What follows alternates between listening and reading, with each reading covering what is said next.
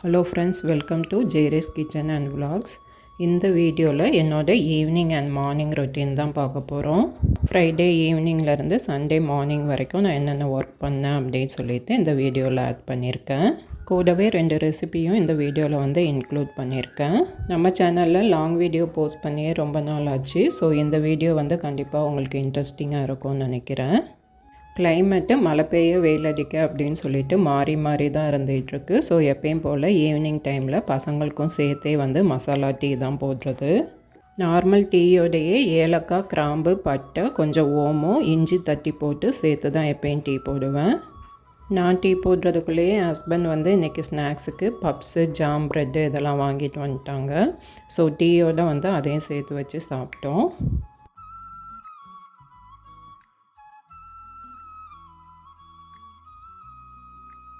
ஒரு 5:30 அப்படிங்கும்போது ரேணு ஹிந்தி டியூஷன் கிளம்பிட்டான். அதுக்கப்புறம் நான் சாமி படங்களுக்கெல்லாம் பூ வச்சுட்டு விளக்கேற்றிட்டு இருந்தேன். நான் ஆல்ரெடி நிறைய வீடியோஸில் சொல்லியிருப்பேன், எனக்கு பூஜா ப்ராப்பராலாம் பண்ண தெரியாது. டெய்லி ஈவினிங் டைமில் விளக்கேற்றுறதும், ஃப்ரைடே அப்படின்னாக்கா விளக்கு இதெல்லாம் கழுவி வச்சு இது பண்ணுறதும் மட்டும்தான் எனக்கு தெரிஞ்ச பூஜா ஒர்க்கு. நிறைய பேர் ஒரு நாளும் ஒரு சாமிக்கு அப்படிங்கிற மாதிரி படைச்சி செஞ்செல்லாம் இது பண்ணுவாங்க. ஸோ அது மாதிரிலாம் எனக்கு எதுவுமே தெரியாது. நம்ம விளக்கேற்றி சாம்பிராணி இல்லை பத்தி ஏதாவது பொருத்தி வச்சோம் அப்படின்னாக்கா வீடே நல்ல ஃப்ராக்னன்ஸாக இருக்கும். அது ஒரு பாசிட்டிவ் வைப் கொடுக்கும். ஸோ அது மட்டும்தான் எனக்கு தெரிஞ்ச பூஜா ஒர்க்கு.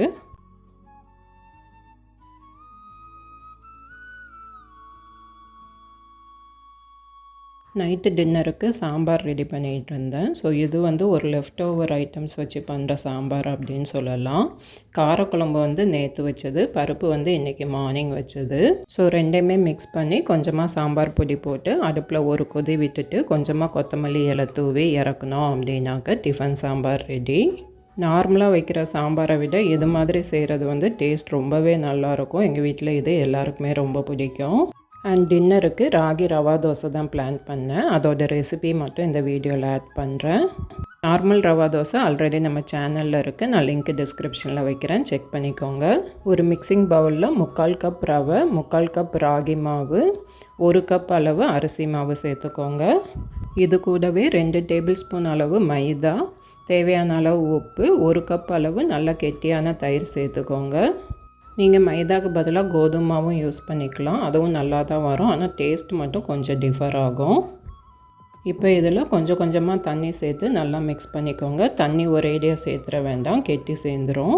ஸோ இது மாதிரி கொஞ்சம் கொஞ்சமாக சேர்த்து நல்லா மிக்ஸ் பண்ணி வச்சுக்கோங்க.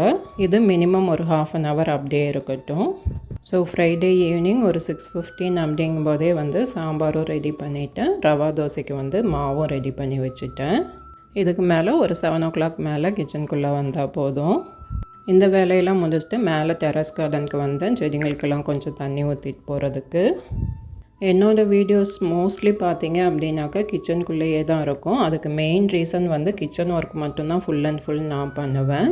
மற்ற வெளி வேலை வீட்டில் எல்லாருமே ஷேர் பண்ணி தான் பண்ணுவோம்.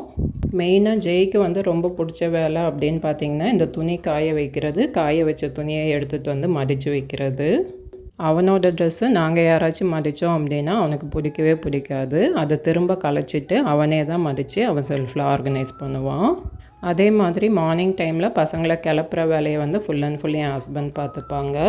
ஸோ டைம் மேனேஜ்மெண்ட் பற்றியும் கேட்டிருந்தீங்க. ஸோ என்னோடய மார்னிங் ரொட்டீன் டைம் மேனேஜ் பண்ணுறதுக்கு மெயின் ரீசன் இது தான். மாடியில் முன்னாடியே இருந்த வெண்டைக்காய் செடியெல்லாம் இப்போ நல்லா காய் கொடுக்க ஆரம்பிச்சிருச்சு. நம்ம வாங்கி வச்ச ரோஸ் செடியும் நல்லா தழுத்து வர ஆரம்பிச்சிருச்சு. ஸோ நான் எல்லாத்துக்கும் தண்ணி ஊற்றி முடிக்கிறதுக்குள்ளேயே ஜெய் துணியை காய போட்டு முடிச்சுட்டு கீழே இறங்கிட்டான். நான் மோஸ்ட்லி ஈவினிங் டைமில் தான் வாஷிங் மிஷின் ஆன் பண்ணி விடுவேன். இந்த செம்பருத்தி செடி லாங் பேக் நம்ம பல்லாவரம் சந்தையிலேருந்து வாங்கிட்டு வந்தது. அப்பப்போ நிறைய பூ கொடுத்துட்டே தான் இருக்குது. அதே மாதிரி இந்த பைனாப்பிள் செடி பார்த்திங்க அப்படின்னாக்கா நான் பழத்துலேருந்து கட் பண்ணி வச்சது தான். லாங் பேக் ஒரு வீடியோவில் கூட அதை இன்க்ளூட் பண்ணியிருப்பேன். அது நல்லாவே வளர்ந்து வந்துகிட்ருக்கு இப்போது. அண்ட் நம்ம போட்ட விதை எல்லாமே ஓரளவுக்கு நல்லா முளைச்சி வர ஆரம்பிச்சிருச்சு. ஒரு சில விதைங்க முளைக்கவே இல்லை, எல்லாமே பழைய விதைங்க, அதனாலயா என்னன்னு தெரியல. ஸோ முளைச்சி வரது மட்டும் பார்த்துட்டு இன்னைக்கு புது விதையும் ஆர்டர் பண்ணியிருக்கேன். இது வரலை அப்படின்னாக்க போடணும். ஈவினிங்காக டீ போட்ட டீ தூள் கொண்டு வந்திருந்தேன், ரோஸ் செடிங்களுக்கு போடலாம் அப்படின்னு சொல்லிட்டு. நான் வந்து எப்போயுமே ஃப்ரெஷ்ஷாக நம்ம டீ போட்டு முடிக்கவுமே அப்படியே கொண்டு வந்து போட்டு விட்டுருவேன். நான் வந்து சுகர் தனியாக தான் டீயோட ஆட் பண்ணிப்பேன். ஸோ இதில் வந்து சுகர் எதுவுமே இருக்காது. அதனால் வந்துட்டு எறும்பு எதுவும் வராது.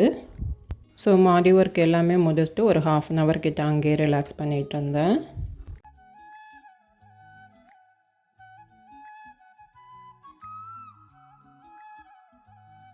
கீழே போகிறதுக்கு முன்னாடி நாளைக்கு மார்னிங் அடை தோசை செய்யலாம் அப்படின்னு சொல்லிவிட்டு அதில் போடுறதுக்காக கொஞ்சமாக முருங்கைக்கீரை மட்டும் பறிச்சுக்கிட்டேன்.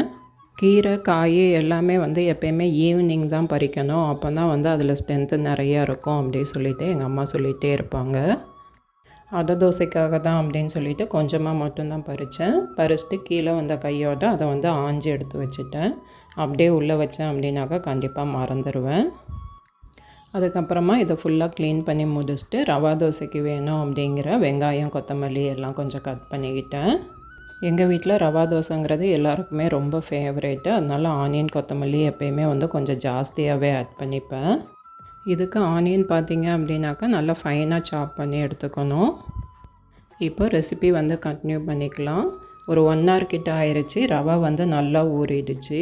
இப்போ இதோட நல்லா நிறைய தண்ணி ஊற்றி மிக்ஸ் பண்ணுங்க. இந்த மாவு நார்மல் தோசை மாவை விட நல்லா தண்ணியாக தான் இருக்கணும்.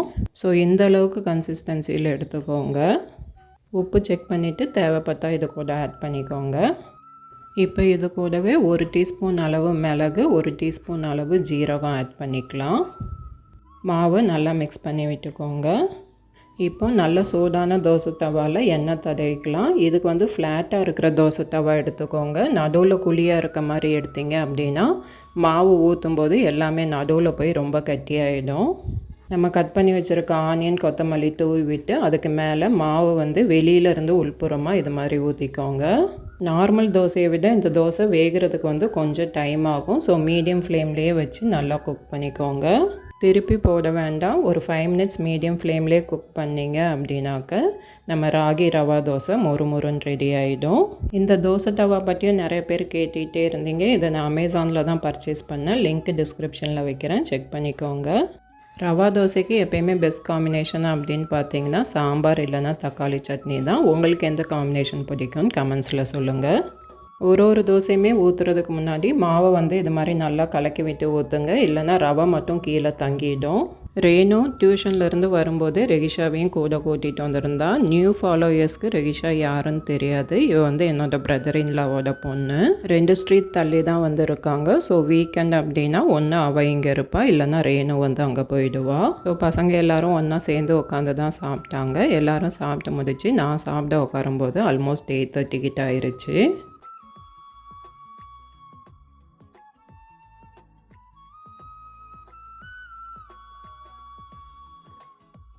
ஸோ முன்னாடியே சொன்ன மாதிரி தான் நான் வந்து கிச்சனில் ரொம்ப நேரம் நிற்கிற மாதிரி இருக்குது அப்படின்னாக்கா எப்போயாவது என் ஹஸ்பண்ட் வந்து பாத்திரம் கழுவி தருவாங்க. மெயினாக வந்து சப்பாத்தி இல்லை ரவா தோசை போடுறான்னு நிற்கலாம்.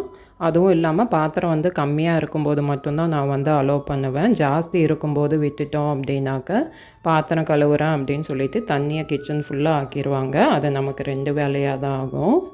இவங்க 2 பேரும் தனியாக ரஞ்சிதமேன்னு பாட்டு பாடிட்டு அவங்களாவே டான்ஸ் ஆடிட்டு இருந்தாங்க. ஒரு 9 o'clock மேலே எல்லாேருக்கும் வந்து பால் ஆற்றி கொடுத்துட்டு பால் பாத்திரம் மட்டும் கழுவி எடுத்து வச்சுட்டேன். பசங்க 2-3 நாளாகவே பொங்கல் வேணும் அப்படின்னு சொல்லி கேட்டிருந்தாங்க. என்கிட்ட வந்து இந்த பிளாக் ரைஸ் இருந்துச்சு. ஸோ அதில் வந்து நாளைக்கு காலையில் பொங்கல் செஞ்சிடலாம் அப்படின்னு சொல்லிவிட்டு அதை ஊற வச்சேன். கையோடு வந்து இட்லிக்கும் அரிசி ஊற வச்சுட்டேன். மார்னிங் வந்து அடைக்கு தான் ஊற வைக்கலாம் அப்படின்னு நினச்சேன். பட் இப்போ செஞ்ச ராகி ரவா தோசை மாவே வந்து நிறையா மிச்சம் இருந்துச்சு. ஸோ அதனால் மார்னிங்கும் ராகி ரவா தோசையே ஊற்றிடலாம் அப்படின்னு சொல்லிவிட்டு அடைக்கு வந்து ஊற வைக்கலை. ஃப்ரைடே ஈவினிங் ரொட்டீன் இவ்வளோ தான். கிச்சன் ஃபுல்லாக க்ளீன் பண்ணி விட்டுட்டேன்.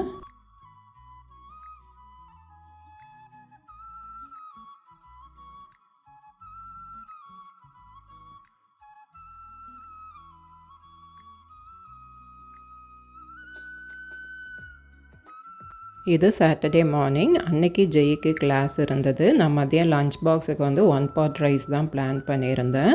ஸோ பொறுமையாக ஒரு 7 o'clock போல் தான் கிச்சனுக்குள்ளேயே வந்தேன். எப்பயும் போல் வேலையாக வந்து பால் தான் அடுப்பில் வச்சேன். எனக்கு மார்னிங் காஃபி குடிக்கல அப்படின்னாக்கா வேலையே ஓடாது. பால் காயறதுக்குள்ளே தேவையான வெஜிடபிள்ஸ்லாம் எடுத்து வச்சுட்டு தேவையான புளியும் வந்து ஊற போட்டுட்டேன். ஒயிட் ரைஸ் வைக்கிற மாதிரி இருந்திருந்தால் இந்நேரம் வந்து ஒயிட் ரைஸும் வச்சுருந்துருப்பேன். டைம் மேனேஜ்மெண்ட்டில் இதெல்லாம் வந்து ஒரு சின்ன சின்ன டிப்ஸு தான். முடிஞ்சவரை அடுப்பை வந்து சும்மாவே விட மாட்டேன். ஒன்றுக்கு அடுத்து ஒன்று எது வந்து வைக்கணும் அப்படிங்கிற மாதிரி பார்த்துட்டே வேலை பார்த்துட்ருப்பேன். ஸோ காயெல்லாம் கட் பண்ணால் தான் வந்து அடுத்த குக்கரில் ரைஸ் வைக்க முடியும். ஸோ அதுக்கு முன்னாடி காஃபி குடிச்சிட்டு வந்துடலாம் அப்படின்னு சொல்லிட்டு காஃபி தான் எடுத்துட்டேன். காஃபி குடிச்சிட்டு வந்து தான் நேற்று வந்து பொங்கலுக்கு ஊற வச்ச பிளாக் ரைஸ் வந்து வேக வைக்க வச்சேன். இப்போ வேக வச்சோம் அப்படின்னா பசங்க சாப்பிட்ற நேரம் கொஞ்சம் சூடாக இருக்கும். இது நார்மல் சக்கரை பொங்கல் மாதிரி தான். ஆனால் 1 கப்பு அரிசிக்கு 4 கப் அளவு தண்ணி ஊற்றணும். அரிசி நைட்டு ஃபுல்லாக வந்து ஊற வச்சுருக்கணும். ஒரு 4-5 விசில் வரைக்கும் வேக விட்டு எடுக்கணும். சாட்டர்டே அப்படின்னாலே எப்பயுமே இட்லி மாவு ரெடி பண்ணுற வேலை இருக்கும். ஸோ பொங்கல் மட்டும் அடுப்பில் வச்சுட்டு உளுந்து வந்து கிரைண்டரில் போட்டுட்டு அதுக்கப்புறம் தான் காய் எல்லாமே கட் பண்ண ஆரம்பித்தேன். இன்றைக்கி லஞ்ச் பாக்ஸுக்கு கூட்டாஞ்சோறு தான் வந்து பிளான் பண்ணேன். இது வந்து அரிசி பருப்பு சாதம் மாதிரி தான், கூடவே வந்து எல்லா காயும் போட்டு செய்கிறது. நம்ம அவியலுக்கு போடுற மாதிரி கத்திரிக்காய், முருங்கைக்காய், வாழைக்காய், உருளைக்கிழங்கு, அவரைக்காய் எல்லாமே சேர்த்து போட்டு செய்கிறது தான். இதோட ரெசிபி ஆல்ரெடி வாய்ஸ் ஓவர் இல்லாமல் நம்ம சேனலில் இருக்கும். இதில் வந்து வாய்ஸ் ஓவரோடு ஆட் பண்ணுறேன். ஒரு மிக்ஸி ஜாரில் கொஞ்சமாக தேங்காய், தேவையான அளவு வத்தல், 4 பல் பூண்டு, கொஞ்சமாக ஜீரகம் சேர்த்து தண்ணி விட்டு அரைச்சி எடுத்துக்கோங்க. இப்போ குக்கரில் கடுகுளுந்தம்பருப்பு, கருவேப்பிலை தாளித்து சின்ன வெங்காயம் போட்டு அது வதங்கவும் தக்காளி சேர்த்து நல்லா வதக்கிக்கோங்க. இது வதங்கினதுக்கப்புறம் நம்ம கட் பண்ணி வச்சுருக்க காய்கறி எல்லாமே சேர்த்துக்கலாம். கூடவே கொஞ்சமாக மஞ்சள்தூள் போட்டு நம்ம அரைச்சி வச்சுருக்க மசாலாவையும் சேர்த்துக்கலாம். இப்போ எல்லாத்தையும் ஒரு 2 மினிட்ஸ் நல்லா வதக்கி விட்டுட்டு ஒரு பெரிய நெல்லிக்காய் சைஸ் அளவு புளி கரைச்சி சேர்த்துக்கலாம். இதுக்கு தண்ணி பார்த்தீங்க அப்படின்னா நீங்கள் அரிசிக்கு எவ்வளோ தண்ணி எடுப்பீங்களோ அந்தளவு தண்ணி ஊற்றிக்கோங்க. நம்ம புளி கரைக்கிறது எல்லாமே அந்தளவு தண்ணிக்குள்ளே தான் இருக்கணும். 1 கப் அளவு அரிசிக்கு 1/4 கப் அளவு பருப்பு சேர்த்து இதோட சேர்த்துக்கலாம்.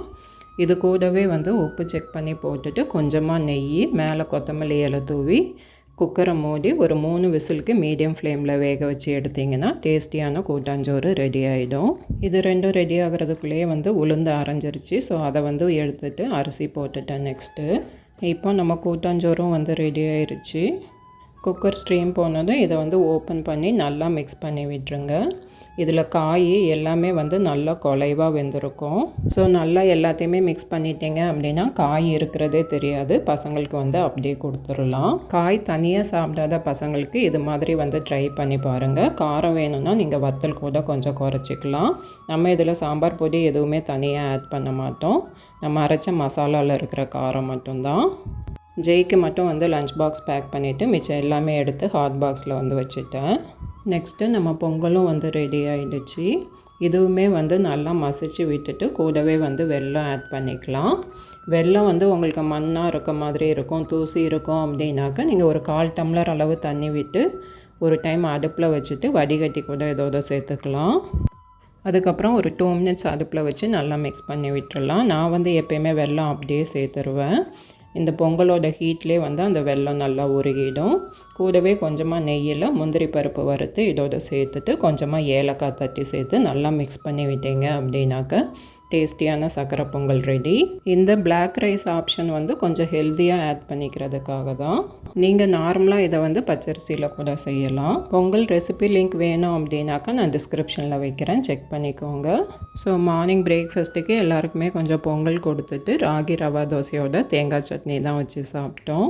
நேற்று நைட்டு எப்பயும் பண்ணுற அளவுக்கு தான் மாவு ரெடி பண்ணேன். பட் ஈவினிங் பப்ஸு, ப்ரெட்டு அப்படின்னு சொல்லிட்டு பசங்க சாப்பிட்டனால தோசையை வந்து கொஞ்சம் கம்மி பண்ணிட்டாங்க. அதனால தான் மாவு வந்து லெஃப்ட் ஓவர் ஆகிடுச்சு. கூட்டாஞ்சோறுக்கு பெஸ்ட்டு காம்பினேஷன் அப்படின்னு பார்த்தீங்கன்னா அப்பளமும் கூழ் வடகம் தான். ஜெய் கூழ் வடகம் தான் நல்லா சாப்பிடுவான் அப்பளத்தை விட. வீட்டில் வந்து கூழ் வடகம் இல்லை. ஸோ வந்து கீரை ஆம்லேட் தான் போட்டு கொடுத்தேன். இன்றைக்கி அடைக்காக பறிச்சிட்டு வந்த கீரையை தான் முட்டையோடு சேர்த்து ஆம்லேட் போட்டு கொடுத்தேன். இதோட ரெசிபி லிங்க்கும் டிஸ்கிரிப்ஷனில் வந்து கொடுக்குறேன். தனியாக வந்து கீரை சாப்பிடாத பசங்களுக்கு இது வந்து ஒரு நல்ல ஆப்ஷன். ஒரு 8:45 அப்படிங்கும்போது ஜெய்யோட லஞ்ச் பாக்ஸ் வந்து பேக் பண்ணிட்டேன். இன்றைக்கி ஜூஸ் எதுவுமே போடல. நான் கண்ட்ரி டிலைட்டில் வந்து இளநீ ஆர்டர் பண்ணியிருந்தேன். ஸோ அவனுக்கு கொஞ்சம் இளநீ ஊற்றி கொடுத்துட்டு மிச்ச இளநீ வந்து ரேணுக்காக வச்சுட்டேன். ஒரு 9:30 அப்படிங்கும்போது கிச்சன் ஒர்க் எல்லாமே முடிஞ்சு, பாத்திரம் மட்டும் இன்னும் இருக்குது. இது வந்து இப்போ வாஷ் பண்ண மாட்டேன். கொஞ்சம் நேரம் ரெஸ்ட் எடுத்துகிட்டு அதுக்கப்புறம் தான் வாஷ் பண்ணுவேன். ஸோ சாட்டர்டே மார்னிங் ரொம்ப ரிலாக்ஸ்டாக உட்காந்து குக் வித் கோமாளி பார்த்துக்கிட்டே நான் வந்து என்னோடய மார்னிங் பிரேக்ஃபாஸ்ட் எடுத்துட்டேன். ஸோ என்னோட சாட்டர்டே மார்னிங் ரொட்டீன் இவ்வளோ தான். இதுக்கப்புறம் எந்த ஒர்க்கும் அவ்வளோவா இருக்காது. இன்றைக்கி வேறு எந்த அவுட்டிங் பிளானும் கூட இல்லை. ஸோ இந்த வீடியோ வந்து இதோட முடிச்சுக்கிறேன். உங்களுக்கு இந்த வீடியோ இன்ட்ரெஸ்டிங்காக இருந்திருக்கும் அப்படின்னு நினைக்கிறேன். உங்களோட சஜஷன்ஸை கமெண்ட்ஸில் சொல்லுங்கள். உங்களுக்கு இந்த வீடியோ பிடிச்சிருந்தா please like and subscribe. And thanks for வாட்சிங்.